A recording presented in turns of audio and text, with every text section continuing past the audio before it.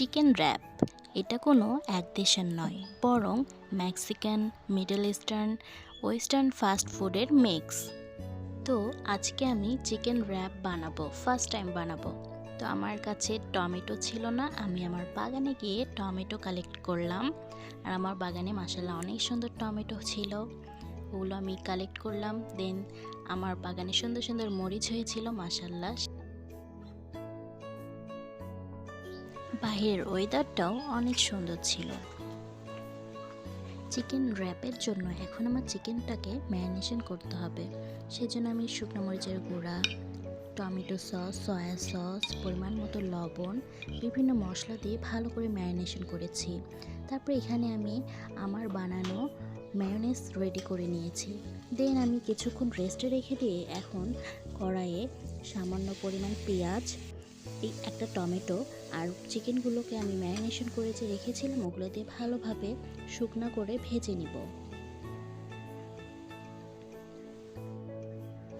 তারপর চিকেন র্যাপের জন্য যে ডোটা রেডি করে রেখেছিলাম সেই ডো দিয়ে পাতলা রুটি হালকা ছেঁকে নেব।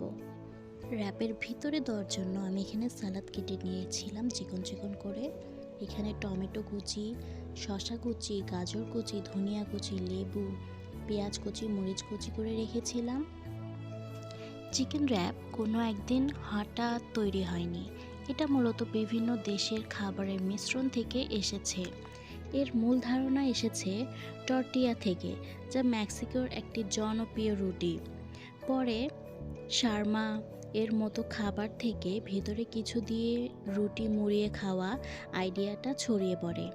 আধুনিক র্যাপ জনপ্রিয় ইউনাইটেড স্টেটস এ, বিশেষ করে 1990-এর দশকে ফাস্টফুড কালচারের কারণে এসেছিল।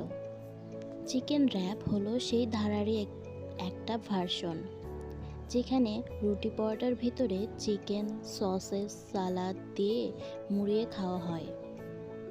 তো এখানে আমি সুন্দরভাবে র্যাপ যেভাবে বানাই সেই প্রক্রিয়া অনুসারে রুটির ভিতর মেয়োনিজ, সালাদ, তারপর চিকেন পুর সবগুলো দিয়ে সুন্দর করে ভাজ করে নিলাম। এই তো আমার কমপ্লিট। আমি মূলত চারটা বানাবো আজকে।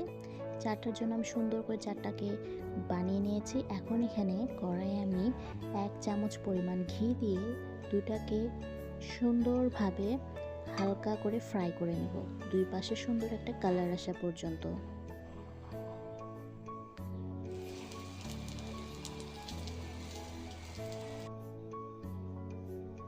এই তো আমার চিকেন র্যাপ রেডি।